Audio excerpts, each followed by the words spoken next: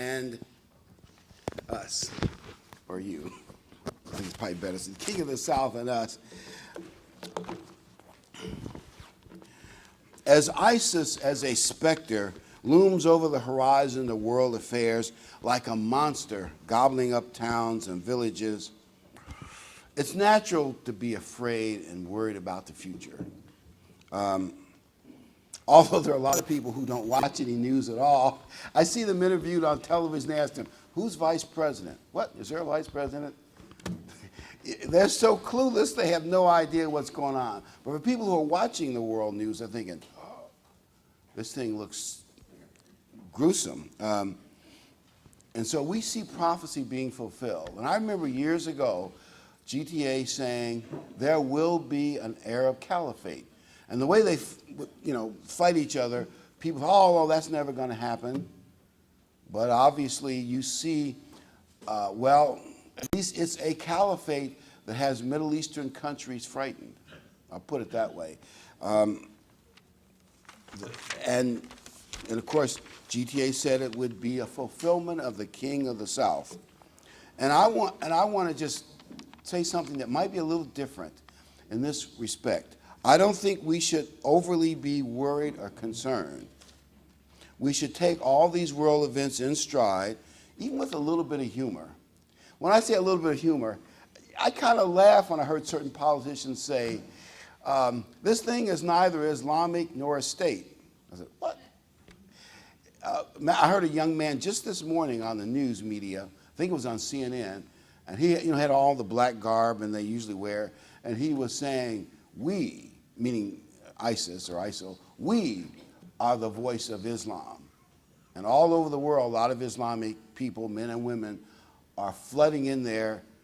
This guy likes the violence. But the thing about ISIL that's different, if you remember in the 1940s when the Nazis had all these trenches full of people that they shot, well, if they saw a German soldier take a picture of, they'd take the camera away, and they tried to keep all that stuff secret. And when the Red Cross said, well, do you really have death camps? And like Auschwitz, oh, no, it's just a lie. And we can go into details how they deceived the Red Cross.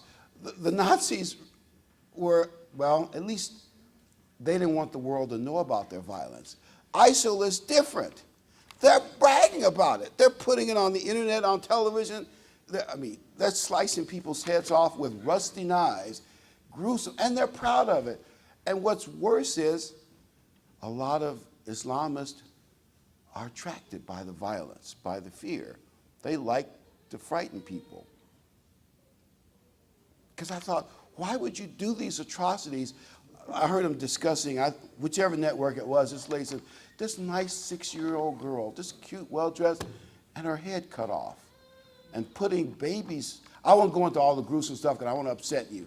But I'm telling you, gruesome, gruesome violence, and they're bragging about it. Like, you're thinking, man, I've never seen evil like this before. That's the difference. And to say it's not a state, well, they've gobbled up most of Syria, and well, the maps changed, but a good chunk of Iraq, they claim they're closing in like a claw on Baghdad, which is the big prize, and I don't know. I'm not sure how all this will go. But for two reasons, I think we should watch world affairs, but not watch it with a worried, woe is me perspective. We should watch it with our spiritual heart, from a spiritual realm, knowing that the sooner these prophecies are fulfilled, the sooner we will cross over to Jordan and be in God's family, the real promised land. And in a way, look at it, I know you're going to say, but the world's going to have trouble before Christ comes. But look at it in a positive way, because the story has to, from what we understand, God will allow Satan to put two big empires and maybe something in the Far East to fight it out before Christ comes back to save the world. Since we know that's going to happen, we can kind of take it in stride, knowing that it's going to happen. It means we're closer to the end. Don't worry. God will take care of us. There are many scriptures that talk about God taking care of us. I want to just focus on one, 1 Peter 5. But there are others where God said, don't hang down and be overly worried about it. God is in control. I mean, you think about those scriptures where an angel locks up the devil. God can lock the devil up anytime he wants to. God is in control. Let's go to 1 Peter 5. And remember, God is in control. God will take care of us. We need to look at things that we're in God's hands. God will take care of us. Just like that song, God will take care of us. 1 Peter 5, verse 4. When the chief shepherd shall appear, we shall receive a crown of glory. I like that word, glory, that fades not away. We're going to be kings forever, for all eternity, probably near the top of God's family. Wow. And he just happened to pick little old us. We're not in any way special. And we should be happy about that. Verse 7, casting all your cares upon him. And why should we cast our cares upon God?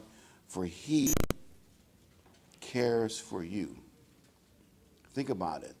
Put all your worries on God. Put your worries on the shoulders of Jesus Christ and say, my big brother, my elder brother, Jesus Christ, is going to take care of things. I'm not going to worry about it. I'm not going to stew about it. I'm just going to watch it like watching something that will inspire me to get closer to God. But I'm not going to worry about it. I'm not going to fret about it. I'm not going to be afraid. The devil wants us to be afraid. ISIS wants us to be afraid. But we put our cares on Jesus Christ, and we're going to be happy. We're not going to be afraid. And God will keep us safe. I believe most of us will be in various places of safety, and we should just think about it. And if you happen to pass away in Christ before the end-time events fulfill, you're a lucky person. The twinkling of an eye, that last trumpet, just like that, you'll be in God's family. Verse 8, be sober, be vigilant, because your adversary, the devil, as a roaring lion, walks about seeking whom he may devour. Now you see from the little crown over here and the words over there, the theme of the feast this year is let no man take your crown. Now here's how lion prides operate. The male lion, who's big and has, I used to live near the zoo, and they have the big barrel type voice. You ever hear a lion roar? The bellow inside the lion's body reverberates. I mean, it really is, it's noisy, scary. I mean, I couldn't imitate it, but it's really a scary sound. He goes over to a certain place and he roars, and then the herd that they're tracking, the noise chases them in a certain direction. It's really a trap. Where the lionesses, who are smaller, but they actually do most of the real kills, they're crouching in the grass, kind of off to the side. So as the animals stampede by, they pounce out and they grab somebody and eat them, for the dinner. Well, I call that nature's trap. The lion roars and traps people. Well, how does the devil trap people? Well, of course, he has many traps, many devices, but he can't get to us because of Jesus Christ. Just like Balaam couldn't have the pagan guy, by paying him, put a curse on Israel. So the devil says, I can't get to them, but I will try to get them to come to me.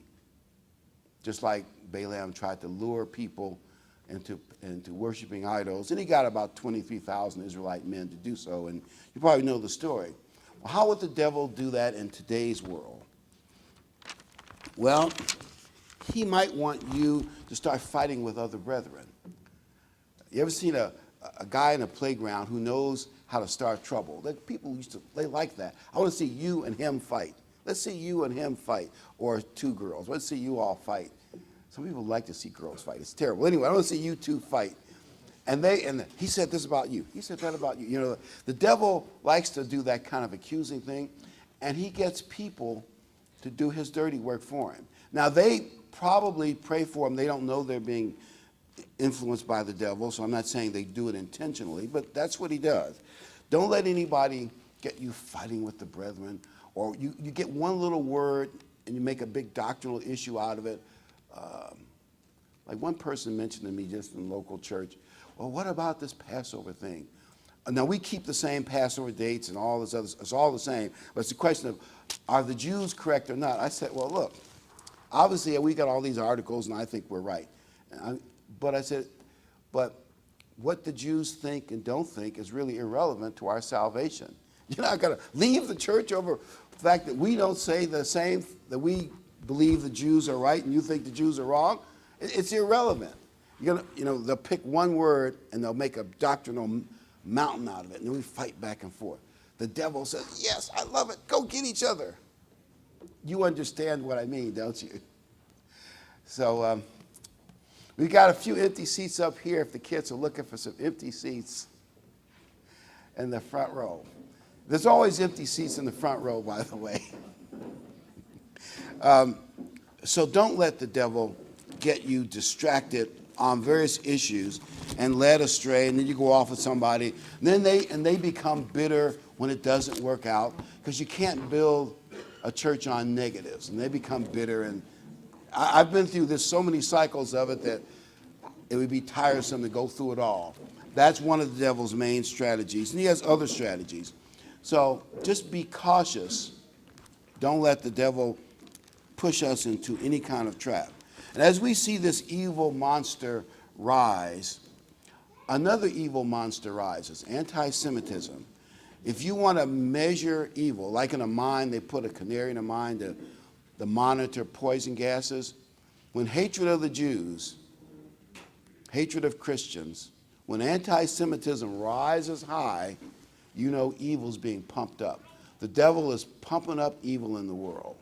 I was watching TV and I also saw on the internet, there are mobs in Germany, and Germany is the reason and the mobs are asking to put Jews in ovens. They said, no, this is not 1938 Kristallnacht. This was today, 2014. You think the Germans would be ashamed of mobs to say that? And they had similar mobs in places like France and even England. Like Hitler was right. And I'm thinking, are they crazy? I mean, this is anti-Semitism in Europe today is rising really high. And it's not just the Gaza war. I mean, that was a big part of it. But it's been rising even before that. It's going up, up, up. And it is one of the problems. And you know the devil is turning up the evil dial. You can just sense it when you see more pressure on Christians who believe in the Bible and more pressure on Jews.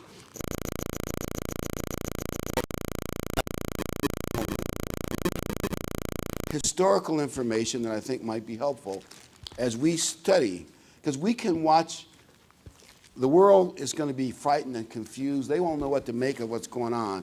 But we know Bible prophecy, so we can watch it knowing that Daniel knew what was going to happen, even if he didn't fully understand what it meant.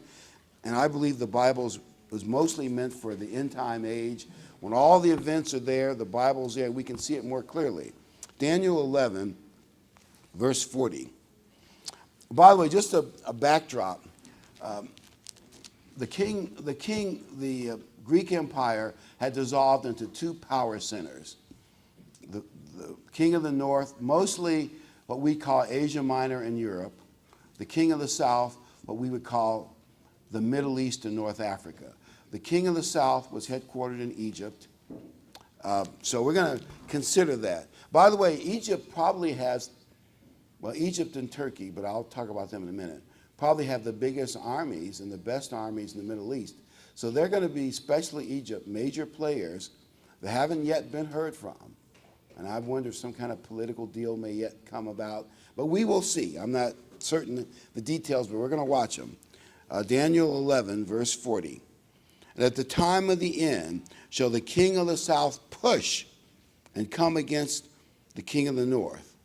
Now, I want to go through some historical facts about Islam pushing at Europe. If you thought of Europe like this is Europe, Spain over here, Eastern Europe over here.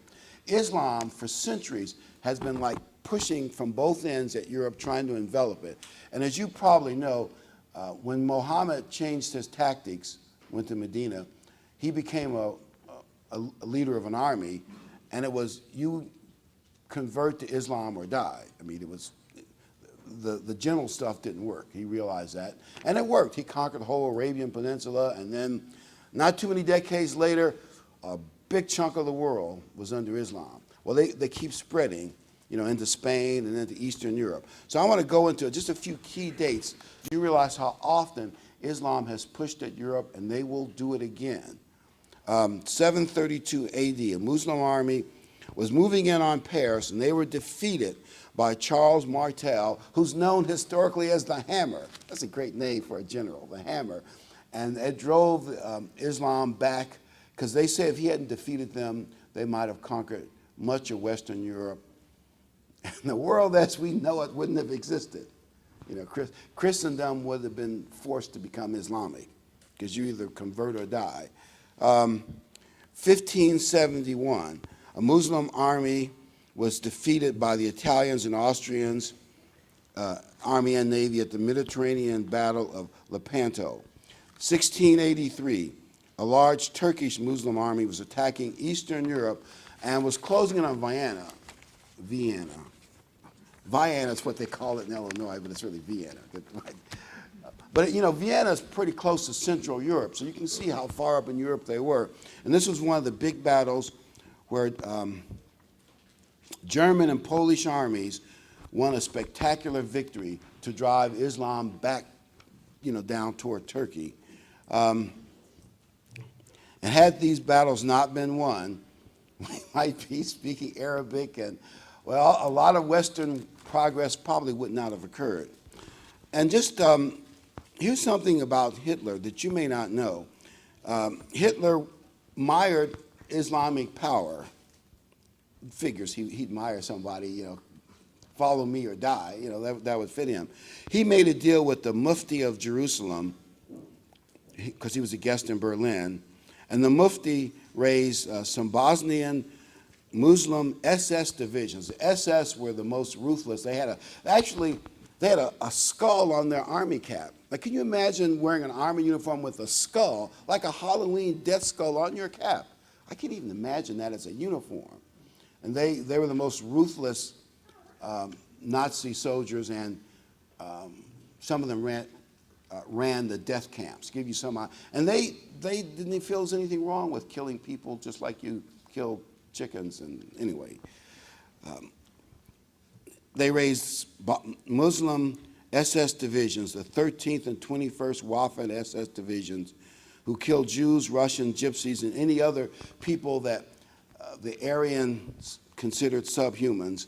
And by the way, the Muslims do say that Jews, and I think some of them imply others, are subhuman, just like Hitler did. They call them pigs. I won't elaborate, but you get the general idea. This is pretty ruthless stuff. And let's talk about things that have happened in our lifetime.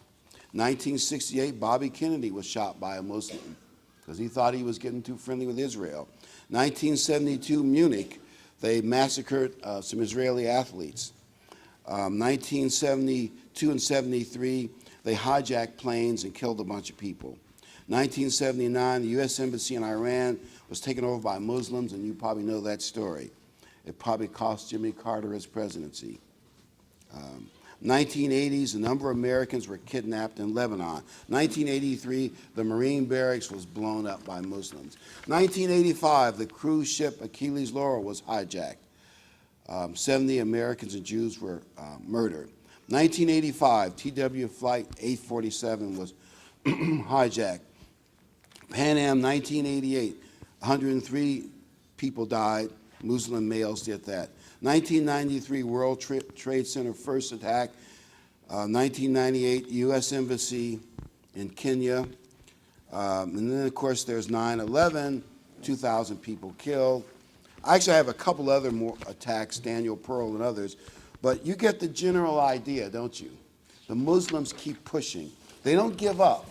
I mean, they might lose a war or battle, but they don't give up. They believe that Islam, Muhammad, through the cave and went in the cave, and he says was an angel. You can decide whether yourself was an angel.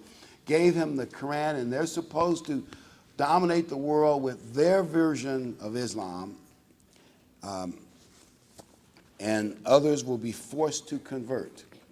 There are a few exceptions, but where you can pay a special tax, but even that is only for a time after they picked on you and forced you to convert or else.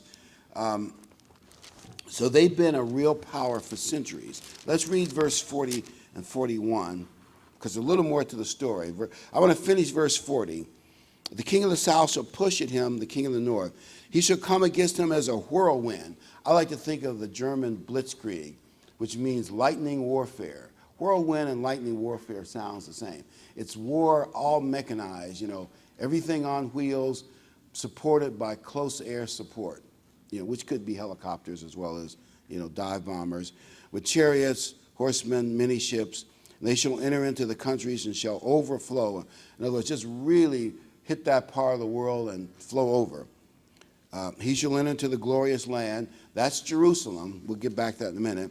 Many countries shall be overthrown, but these shall escape out of his hand. Edom, which we believe is Turkey, and Moab, the chief of the children of Ammon. And Ammon is the capital of Jordan. So we think Turkey and Jordan may not be in the caliphate. It's interesting that Turkey, after losing the Ottoman Empire in World War I, they have maintained maybe a shaky, but when really push comes to shove, they seem to maintain neutrality. They didn't help us in the Iraq War. At the last minute, they backed out, which, made our cause worse. Even right to this very minute, right at this very minute, a city on a Kurdish border, I wrote the name down. Anyway, I'll find it in a minute, but where did I write it? Whatever the name of the town is, I might have put it on a different page. Kobani, I think it is, and if I've got the details right, I'll check it later. It's right on the Turkish border. It's right now being besieged by ISIS. They've got artillery, set up, and they're being bombed. And America has helped with 8 airstrikes, taking out, I guess, 5 trucks and tanks. And you realize nobody really knows what's going to happen. So anything I tell you, it could change tomorrow. But I was listening to, I believe this case, it was CNN and Fox News, mostly Fox News. And what they were saying is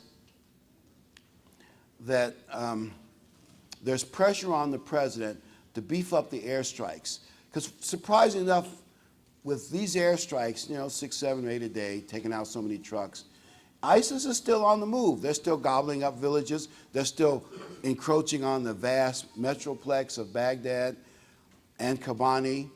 And they're saying that the president needs to get tougher with, and Turkey's saying, you need to put in some ground troops, but we're not going to do it. And there's Turkish tanks sitting on the border, keeping Kurdish people from coming across to help with the fight, because the Turks don't want to get involved. And there are actually riots in Turkish cities because they don't want their people coming across the border to help their fellow Kurds who are now, well, here's what the media says. We'll see.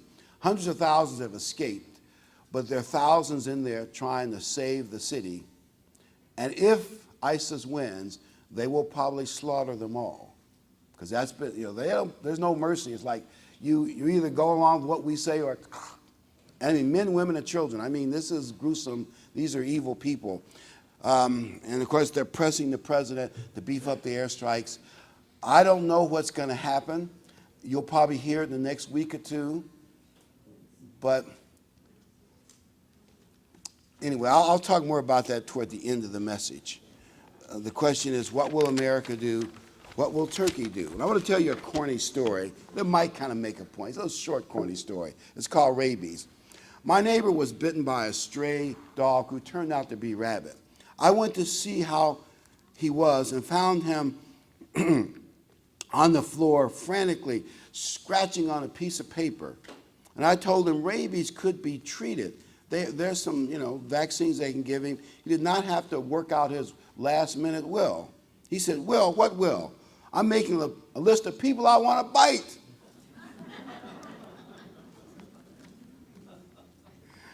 Well, that's pretty much what ISIS is doing. And you know what? I believe a lot of the Middle East leaders are frightened. They may have a good-sized army, but they're saying, yeah, but a lot of our population might agree with these guys. And I bet you places like Saudi Arabia, I bet the king there is scared spitless. If his army mutinies or a reasonable number and join ISIS, I'm sure his head's going to be on a stake.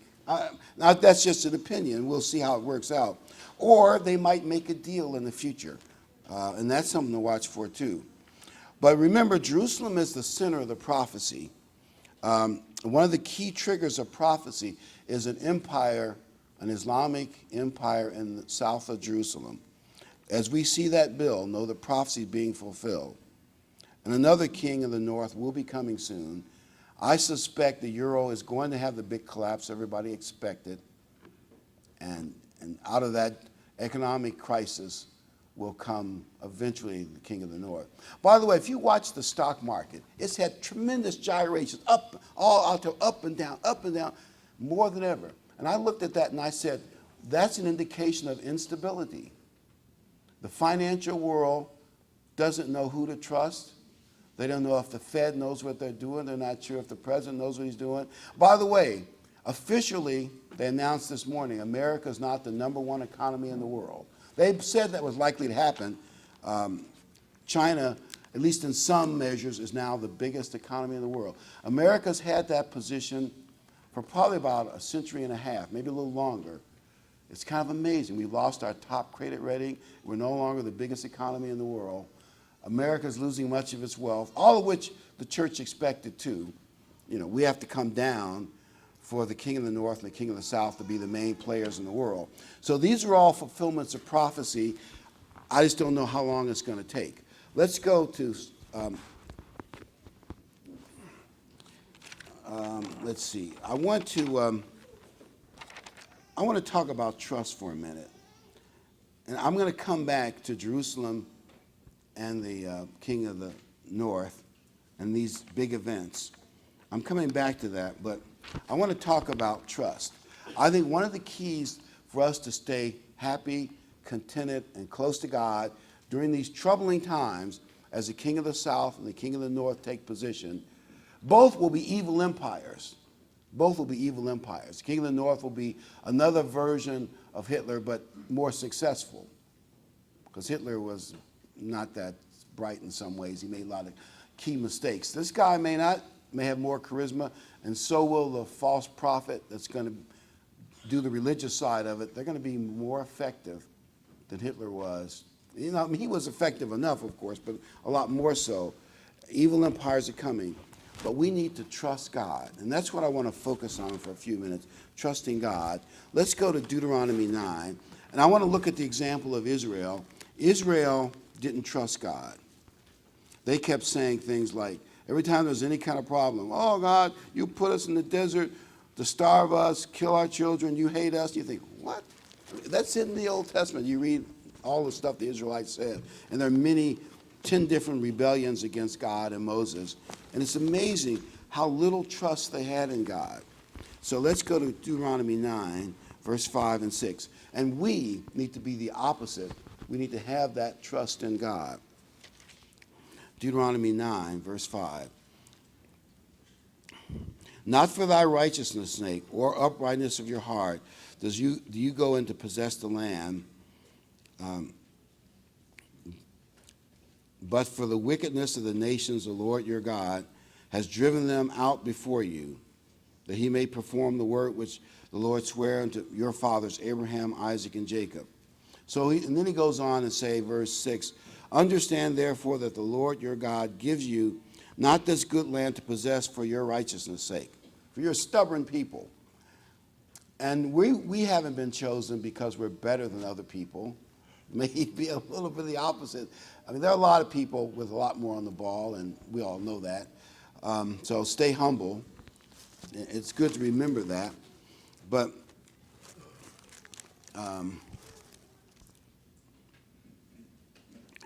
let's go to verse 23.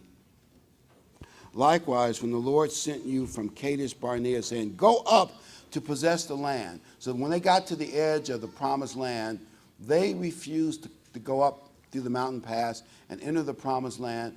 Because the Israelites said, oh, those people are too tough, and there's some giants, and they have walled cities up to the sky, and we're too weak. We can't take it. Now remember, but Moses said, from the platform to all the people, but you've got Jehovah, or Jehovah, however you pronounce it. Jehovah is the Anglicized version of it. You've got the God Jehovah with you. And remember, these Israelites had seen all the miracles of Egypt, including maybe the number 2 empire of its day, the Egyptian army destroyed in the Black Sea when Moses closed his hands and the water smashed the Egyptian army, and they saw the plagues of Egypt. They had manna from heaven, a whole bunch of miracles that happened. They actually heard God's voice from Mount Sinai, and yet somehow their heart was anti the true God. They did not trust God. They refused to go in and do the work of God that they had in those days. And we have to be the opposite. We have to trust God. Don't be frightened by the things that are coming, by the 2 wicked kings. Stay calm. Remember, our salvation is near. God is with us. We can trust God. They didn't trust God. I say trust in Christ. The devil says, you shouldn't have too much confidence in God and the Bible. Just go with the rest of the world. Have some fun. Kind of get back in with the rest of society. Israelite, they actually wanted to go back to Egypt, back to the world of slavery. We don't want to go back to the slavery to sin. We want to move forward. Israel never trusted God. Now their children, the generation later, Moses did bring into the promised land. But the original generation, they never trusted God. Even after all they saw, they wouldn't go forward. We must go forward, do God's work. Let's go to 1 Corinthians, where Paul uses the example of the story we just told you as a warning to us New Testament Christians. And these were Gentile Greeks and other Gentiles, and some Jews. So it would apply to everybody, regardless of whether you're an Israelite or not. 1 Corinthians 10, notice what Paul says to New Testament Christians. 1 Corinthians 10, verse 1. Moreover, brethren, I would not that you should be ignorant, how that all our fathers were under the cloud, all passed through the sea, were all baptized unto Moses in the cloud and in the sea, and did all eat the same spiritual meat. They all drank the same spiritual drink, for they drank of that spiritual rock that followed them, and that rock was Christ. Most people don't realize it. Who was in that cloud that led the Israelites through the desert and led them into the Red Sea? It was Jesus Christ. Who was the God that met with Moses on top of Mount Sinai and wrote with his own finger the 10 Commandments? It was Jesus Christ, or he became Jesus Christ, in later centuries. There is no conflict between the Old Testament and the New Testament when you understand it and apply it properly. And that may require a little bit of understanding, but there's no conflict between the two. Because Christ wrote and inspired both the New Testament and the Old Testament. Verse 5. But with many of them, God was not well pleased, for they were overthrown in the wilderness. In other words, during that 40 years, they all died of one thing or another. Now, these things were an example to the extent that we should not lust after evil things as they lusted. Do not desire to go back to the world. I want to be popular, and I want to go to Halloween parties and all the exciting things that we think the world has. Resist the carnality. And we need to love and trust God. Believe that God knows what's best for our lives. He knows what's best for us. We can trust him. Verse 10. Neither murmur, as some of them also murmured and were destroyed in the of the destroyer. There were certain angels God sent, and many Israelites were struck down on a number of occasions. Thousands would surround Moses' tent or the tabernacle where Moses was, and they would say, "Stone him, stone him." And different people wanted to take over the leadership from Moses and Aaron, and God struck a bunch of them down. And one case, the earth opened up and just swallowed 250 men who were challenging. They were leading Levites. They were top priests, but they were challenging Moses for authority. And they said such things as, "I'll lead you and take you back to Egypt." Or we had the flesh pots. You're thinking, are they crazy? But for some reason, that's the attitude they had. Well, what were they doing? And often thousands were whining in their tents, even the ones that didn't come out and protest. They were always murmuring. You read Deuteronomy and Numbers, and they were whining and complaining and worrying and whining and murmuring and complaining and murmuring and complaining. That's human nature in the raw. Don't complain. Don't murmur. Don't fear. Oh, how come this? How come that? Why isn't God taking care of us? Why hasn't God given us more of this? Now, we can't answer all the questions of what if, but put it this way. Whatever trial God allows you to have, whether by accident or on purpose, God knows that it will benefit you if you go through it with faith, positive attitude, and trusting God. Take every trial as an opportunity to be more godly, to be more Christ-like. Not where the Israelites, I'm complaining, I'm murmuring, how come this is happening? And I realize there are mysteries that we can't answer. And some people do have much tougher trials than others, and I will admit that, but you don't want to be the negative complainers and murmuring like the Israelites. Verse 11, now all these things happen to them for examples. They're written for our admonition, upon whom the ends of the world has come. And I believe it's even more so than in Paul's day, even more so for us. It's written for us, upon whom the ends of the world are come. Wherefore, let him that thinks he stands take heed lest he falls. In other words, be cautious that you don't get caught up in the murmuring negativism that the Israelites showed. Believe in God. Believe in Christ. Trust him. And be cautious of that anti-God attitude that's deep down inside human nature. And I can't explain why it's there, but it's there. Deep down, human nature has an the true God drive. We have to resist it. Let's go to Hebrews 2:1, where Christ talks about us getting, not neglecting the opportunity that God is giving us. Hebrews 2, verse 1. Therefore, we ought to give the more earnest heed to the things which we've heard, lest at any time we should let them slip. S-L-I-P, slip. You can slip away from God without even, you don't just come out and say, God, I'm leaving. I'm doing my own thing. But it slips away from you, just like something that slips out of your grasp because you're not focused on getting closer to God. So be determined to get to the promised land. Be determined to go forward into God's family. Don't let it slip.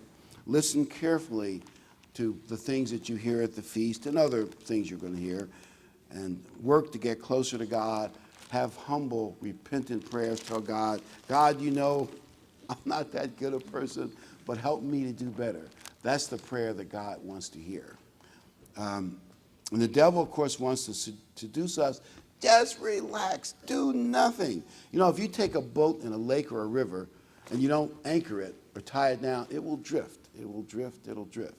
I think we're that way if we don't work at, through humble, sweet prayers and coming to church and staying close to God, we can drift away from God without even realizing it. And as you see these two evil empires rise, remember, don't get concerned, just know our salvation draws near. And the Israelites, they really should have stuck with God. They didn't. They should have stuck with God. You read Deuteronomy, you'll see that they really should have focused on being with God and sticking with God. And they just didn't do it. They didn't move forward. Well, their children did at the end. The devil wants to lull us into sleep, just kind of drift back to society. Hebrews 2:2. For if the word spoken by angels was steadfast, and every transgression and disobedience receives just recompense of reward, how shall we escape if we neglect so great a salvation? I want to emphasize the word neglect so great a salvation. Now think about it for a minute. Someone tells you, I can make you a member of the Vanderbilt family. You'll be forever young, and you'll get to be rich and rule over some physical empire. You say, oh, what a great opportunity. Well, God's much greater than that.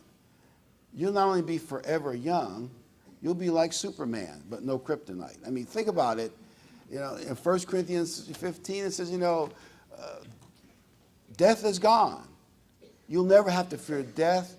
You know, nothing will hurt you. You'll be in God's family. We'll be able to, well, you'll meet God in the clouds, so it means we can fly. I assume you can fly, and you'll be a spirit being. You'll be I like the term baby God. You'll be a junior member of Christ's family. He'll be our older brother. And remember we said crowns, you know, Paul said glory and crowns. You're going to rule. You're probably thinking, they'll probably give me Chicago, South, never mind. The rule over. But no, you may get a great place like Jamaica or a great place like the Ozark Mountains, which would probably be a great place to rule over. But all joking aside, think what a great opportunity that will be. When Christ comes back, he's going to lead a cadre. You're going to be in Christ's team to take over the world. And you know the world is in bad shape. It is in bad shape. We're blessed in America, even in spite of the way things have been declining. We're still blessed in this country. I heard one guy say, if America were to totally open its borders and anybody could fly in here, half the world would come here if they could. The world is in bad shape, and we don't even realize how bad shape it is. People are putting 14-year-old boys in the hands of drug smugglers to get to America because the poverty that they live under. I'm not saying they're right to do it. I'm telling you, we're blessed. But even beyond that, we have a greater opportunity to be the first group in the God's family, the top of the pyramid, if you like to look at it that way. What a great opportunity. And Paul says, do not neglect so great an opportunity. How would you neglect it? You just don't do anything. You just kind of take it for granted. And one day when Christ comes, you're not close enough, you've drifted too far away, or you've let somebody deceive you off into some little petty group fighting over some word that they think they understand, that they don't understand. People think they know the Bible, they don't really know the Bible, and I won't get into that, but he's such a good friend of mine. If he goes, I got to go with him. Oh, okay, but you may be risking more than you think. So I'll finish reading verse 3. Which at first began to be spoken of by the Lord and was confirmed unto us by them that heard him. Now I want to read you one more corny story. And I know it's a corny story, but I like it anyway. It's called How to Call the Police When You're a Senior Citizen. George Phills, an elderly man from Wall Lake, Michigan, was going to bed one night when his wife woke him up and said, hey, look, there's lights on in our garden shed. And he could see the garden shed's lights were on in his window. George opened the back door to go turn off the light, but saw that there were people in the shed stealing his stuff. So he ran back in the house and he called the police. And the lady on the 911 said, is someone in your house? No, but the people are breaking into our garden shed and stealing all our lawn tractors and equipment, etc. Then the police dispatcher said, all patrols are busy right now. You should lock your doors. An officer will come along in an hour or two. Just lock your doors. He said, you sure? Yes, just lock your door. Okay. He hung up the phone. He counted 30 seconds. 1,000, 2,000, 3,000, 30 seconds. He called them back. Hello, I just called you a few seconds ago because there are people stealing things from my shed. Well, you don't have to worry about them now because I took out my pump shotgun rifle and I killed them both. Dogs are eating their body right now. Within 5 minutes, there were all kind of police cars and SWAT teams swarming all over his place, including a helicopter and a fire truck, a paramedic ambulance, all showed up. One policeman said to George, I thought you said you'd shot them. George said, and I thought you said nobody was available.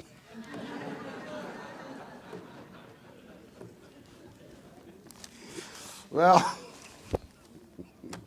I don't know why I told that corny story. I really can't make it fit in, but sometimes you gotta have desperate means to get attention. Let's read verse 5, Hebrews 2. I know I should get a purpose for that one, but I like that joke anyway. By the way, if you do shoot criminals, get a lawyer because it's a mess out there. Much of the mechanism seems to be supporting thugs and criminals, but anyway. For unto the angels has he not put in subjection the world to come, whereof we speak. You know, Paul said that in 1 Corinthians 6. We shall judge angels. Now, in the previous chapter, he talked about how glorious, powerful angels are, and yet man, just for a short time, is below them. And you notice, when you read the whole context, it says not yet, and you read the whole thing. That means, in verse 8 and 9 says not yet, that we're going to be above angels, and we're going to be in charge of everything. Because that's really what verse 8 and 9 says. Everything. You know how big this universe is? Nobody knows. It seems to be chaotic. They say Earth is a unique planet, like a beautiful blue marble, beautifully planned. Most of the universe seems chaotic. And of course, we don't see the spiritual world, whatever that is, but we're going to, as part of the family, of course, under Christ and the apostles and a bunch of others, but as part of the family, we're going to rule this whole universe, and that includes the spiritual world and the spiritual angels. Do not neglect so great an opportunity. It's there. It's for us.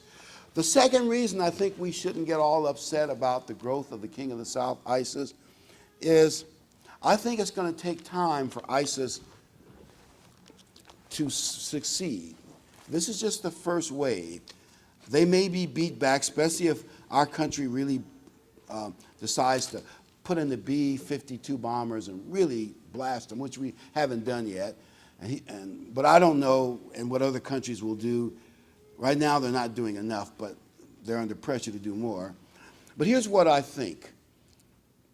The Islamic world has wanted a caliphate, an Arab caliphate, not a Turkish and not a Iranian caliphate, which is Persian.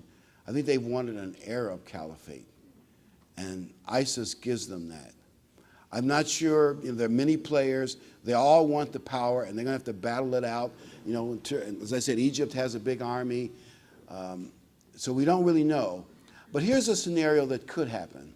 A lot of the young men, some American and British and French, going over there to fight for ISIS, I can see them being double-crossed. I'm going to use the Hitler example. Hitler used the SA. For years, they fought for the Nazi Party on the streets in Germany and fought with the communists and other parties. And eventually Hitler won. He made a deal with Hindenburg. He got to power. Then the head of the SA says, well, now that you're in power, what position am I going to get? Ernst Rohn said. Hitler says, that's the guy that could be a rival for power. Well, you've probably heard of the Night of Long Knives. He made a deal with the army, the German army. He would get rid of all the SA generals. He killed about 100 of them. They call it the Night of Long Knives. Disbanded the SA, and the army made a personal allegiance to Hitler personally, which was a terrible mistake, by the way. I can see Baghdadi, the guy that's the caliphate, making a deal with some other Arab powers, and a lot of these young men who are doing all this fighting for him, he may double-cross them for power. And there was a lot of dealing is going to happen, a lot of fights among the groups. It'll probably take at least several years, may go back and forth, up and down. They might seem to be out like the Nazi Party when they lost their push in Bavaria. Everybody thought they were gone, but they had a comeback when the economy collapsed. In other words, what I'm saying is this caliphate is coming. And if I were the devil, I'd pick this group because they're evil enough. The devil wants a real evil group to do this. So I believe they are probably, or some combination there, will probably get it, but it's going to take several years. Nothing's going to happen overnight, at least several years, and the empire in Europe is going to take at least 2 or 3 years. I don't know when the economic collapse is coming. The stock market's looking more insecure. I saw the thing of bouncing up and down. You can sense, but the can keeps getting kicked down the road. And it may even be a spiritual decision. By that I mean, it's when God tells the devil, okay, you can do your worst. Or, God will put limits on things he can't do to us, but to the world. And maybe God hasn't reached that point yet because the church isn't ready. The church is still an end-time factor. I'm not saying I have any idea all the details. I'm just saying watch all those things and watch them building a temple in Jerusalem. I believe it will come. And don't get worried about it. It's going to take time. I say at least 2 or 3 more years, maybe longer. But we should use this time to get closer to God. As we see them gobble up territory, maybe Kobani next week or 2, just use that to encourage us to get closer to Christ.